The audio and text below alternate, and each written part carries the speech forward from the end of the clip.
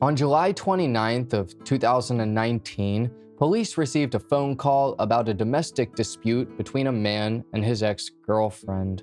By the time authorities got there, both of them were nowhere to be found, but there was evidence that something went terribly wrong. This man would end up going to an open mic karaoke night and spilling the beans about everything he did. This is the twisted case of Robert Camus.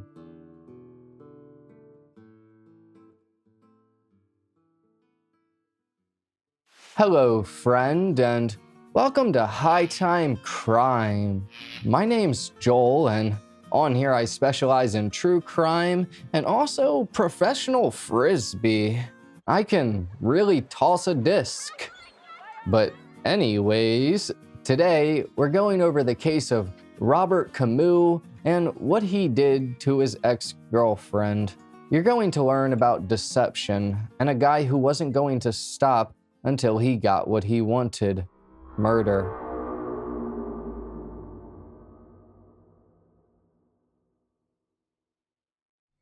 For our story, we're headed to Monrovia, California. With a population of about 36,000 people, Monrovia is the fourth oldest city in Los Angeles County. The history of the area is very vast, but the city was officially established on April 25th of 1822. There seems to be many things to do in the area, and overall the people appear friendly. If you ever find yourself in Monrovia, I think you'll be A-OK. You could attend the Monrovia Friday Night Family Street Fair, which goes on every Friday night, and they close off 3 blocks to have food trucks, craft tables, bounce houses, a petting zoo, and much more. A trip to Monrovia Historical Museum might be of interest to you if you don't know anything about the city, and an added bonus is that it's free. If you have a sweet tooth, you could head on down to Sweet Ethan's, where candy is what it's all about. You could find your old favorite treat from the past, or even items that are only usually available overseas. Unfortunately, I'm not Willy Wonka. And a family fun fair is definitely not the reason as to why we're in Monrovia today. Amanda Kathleen Custer was born on April 28th of 1988 to Linda and Rick Custer. Most of her life isn't really known about.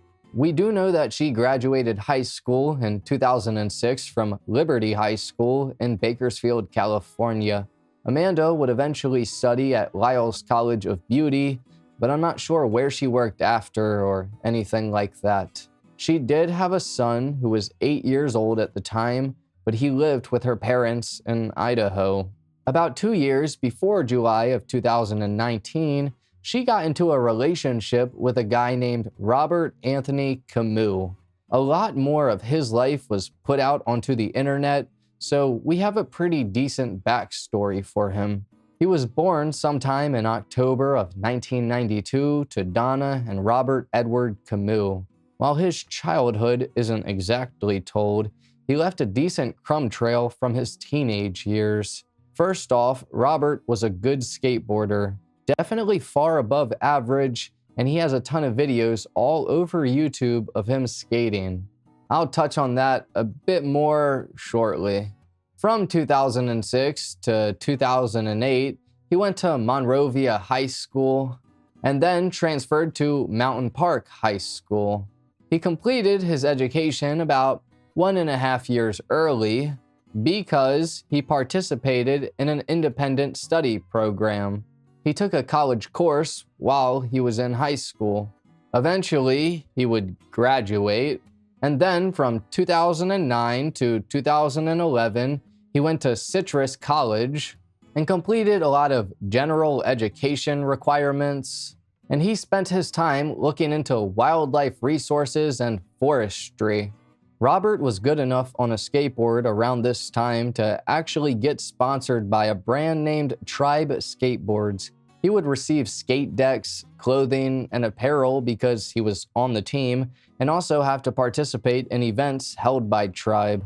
Plus, he was also helping them screen print t-shirts and he filmed and edited the Tribe Skateboard's promotional action sports video.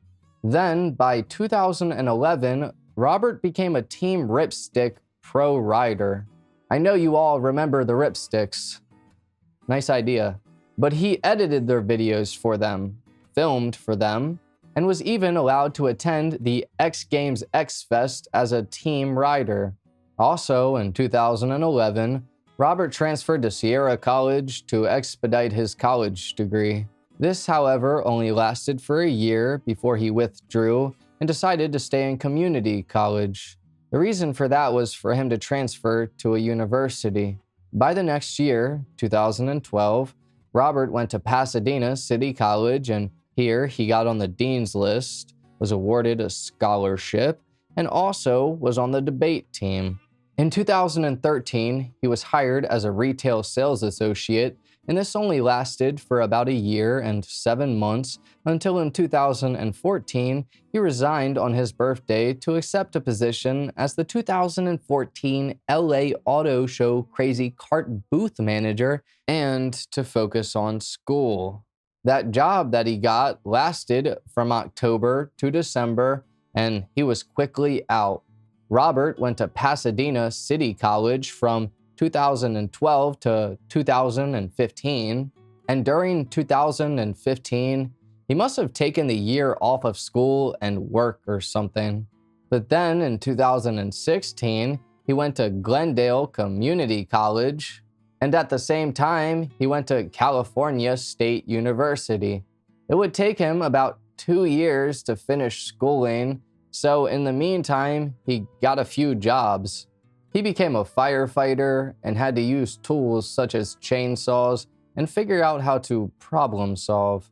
Robert also became an Uber driver, where he said he averaged about $15 to $20 an hour. Plus, he started working for a company called Holistopet to produce CBD products, and he was also their content writer and editor in order to optimize their search engine results.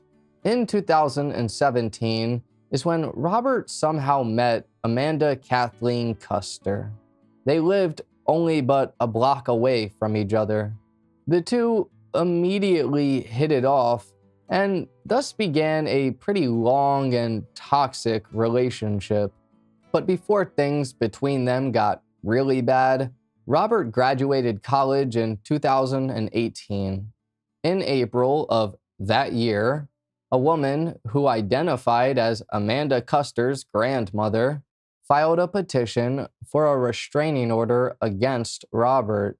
Amanda's grandmother alleged that her granddaughter was choked and beaten up by Robert. Also, that he would harass them and frequently drive past their house.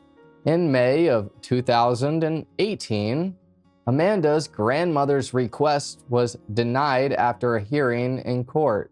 By February of the next year, or 2019, things got much worse. Amanda tried to get a restraining order against Robert, claiming that he was emotionally abusive towards her. She wrote that he was harassing her with text messages and phone calls from over 100 fake numbers for about a month or so, when in late January, he went to her home, scaled a side fence to get inside, and tried to get into her bedroom. On the other side of the door was Amanda, and she kept telling him to leave, while she sat down on the floor of her bedroom until she couldn't hear him anymore. When she decided to look out of her window into the yard, she saw Robert carrying an axe. While he was walking away with it, Amanda opened the window and asked him if he planned on taking the axe just like he took her school book. Robert furiously turned around and began running at Amanda, who quickly shut the window. Robert then struck the window with the axe, causing it to break, and then he went and used the axe again to smash the mirrors off of Amanda's grandmother's car. All because of that, he was facing a misdemeanor vandalism charge, but he pleaded not guilty. While trying to get a restraining order, Amanda wrote in her filing that Robert has a 12-gauge shotgun and a black handgun that he keeps under his bed. She also was worried about the safety of her dog, a pit bull and boxer mixed together named Piper. Amanda wrote that she thinks Robert would go as far as hurting her or killing her.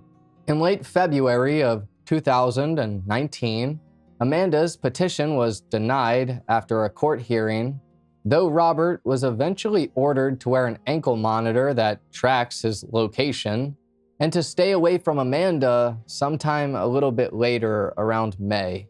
Shortly after leaving the courtroom, though, Robert decided to file a restraining order against Amanda, claiming that she's hit him multiple times, and he requested $2,000 from her for counseling and temporary housing. By March, his request for that was denied. This would be around the time that Robert would last update his LinkedIn bio, and here's what he said. I have high standards of excellence and am a hardworking, dedicated individual with a commitment to self-improvement through using my skills to actualize my talents. I love life and am looking forward to the future. Well, the future for him was surely not looking bright. In April of 2019, Robert stopped working as a firefighter, didn't have a job, and within only 2 short months, Amanda would wind up missing.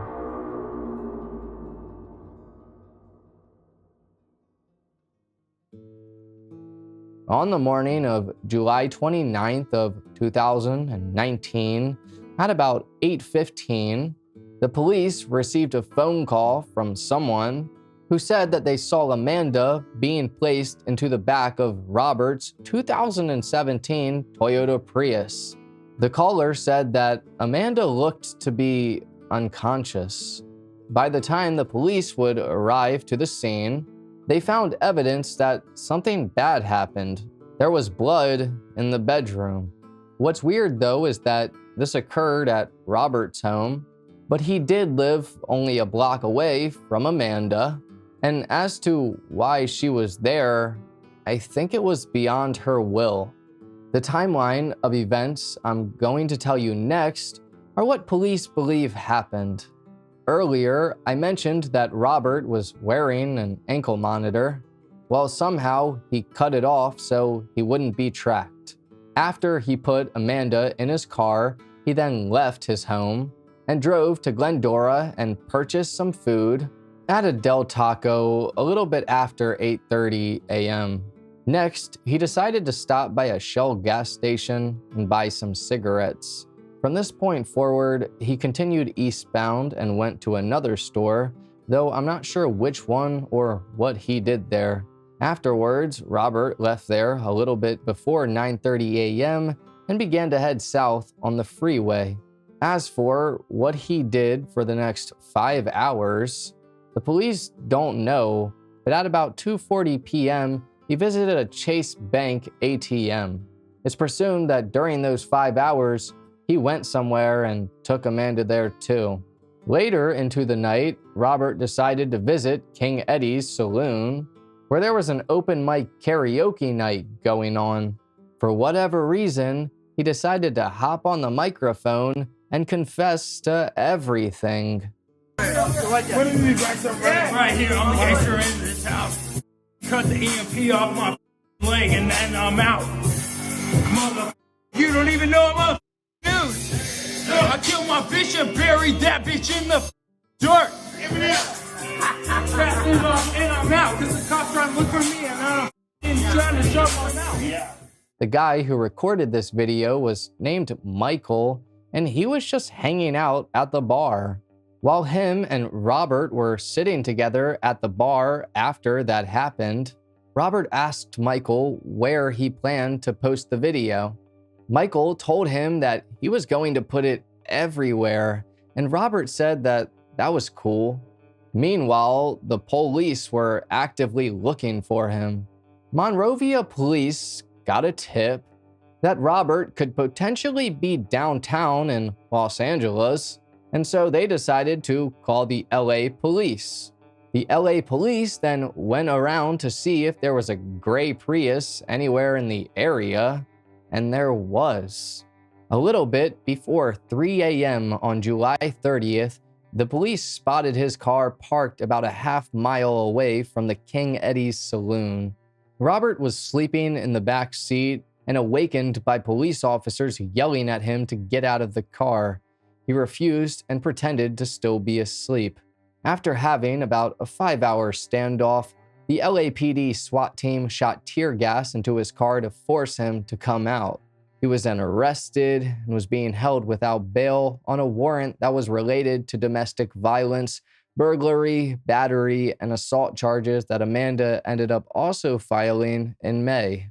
Unfortunately, for this case, there isn't a clear-cut ending as of right now. Amanda's body still hasn't been found almost 4 years later exactly, and I don't know if there's an active or ongoing investigation to find out where she was put. In the back of Robert's Prius, they found a shovel and more blood, so it's very sad but unlikely that she's alive. The other thing that's screwed up about this case is that I can't find any more information, and the literal last update was on January 11th of 2021 when Robert had a preliminary hearing date scheduled to be set. Now, I don't know this for sure, but I do believe that he's either out on bail or not in jail or something. He was charged with capital murder involving Amanda's disappearance, but I think there's a setback happening due to her body not being found. I checked all of California's court records, and Robert's not there. And while I was looking into him, I did a people search and discovered that he still has a cell phone, and that cell phone number was last active as of June of 2023. It's ridiculous if that's the case. He admitted to exactly what he did, and there was every sign indicating that he really did do it. There was blood all over the place, including in his car with a shovel, and then he rapped about it on camera in front of a bunch of people. What an absolute yikes. I really hope that one day Amanda Kathleen Custer gets justice for not only herself, but her family as well. Nobody deserves to have something like that happen to them, and especially a mother who's trying to get right for her child. After her and Robert broke up, she wanted to really start trying for her son and fix everything, but she never had the opportunity to. It's absolutely heartbreaking. Rest in peace, Amanda.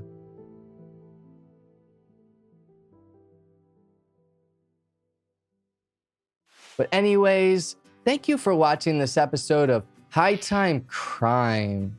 If true crime is your thing, then please subscribe and hit the like button because that's all we do. I also have a second account with my brother named Horrifying where we tell stories about everything paranormal. This includes true crime, mysteries, and things that are just downright spooky. I'd greatly appreciate if you subscribed to that too. Another thing is that I've recently started an all-exclusive Patreon. Here, you're given the choice of 3 tiers, and the last one allows for a Patreon-only video that's uncensored, and that tier and another tier will allow you to have your name at the end of each video. This is just in case you want to support me a little further. I hope you have a great rest of your day. Take care, friend.